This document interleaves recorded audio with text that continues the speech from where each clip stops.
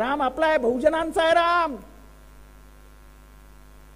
शिकार करून खाणारा राम तो आमचा आहे, आमच्या बहुजनांचा. तुम्ही जिथे आम्हाला सगळे शाकाहारी बनवायला जातात की आम्ही रामाचा आदर्श पाळतो आणि आम्ही मटण खातो. हा रामाचा आदर्श. राम हा शाकाहारी नव्हता, तो मांसाहारी होता. 14 वर्ष जंगलात राहणारा माणूस कुठे जाणार हो ते शाकाहारी शोधायला.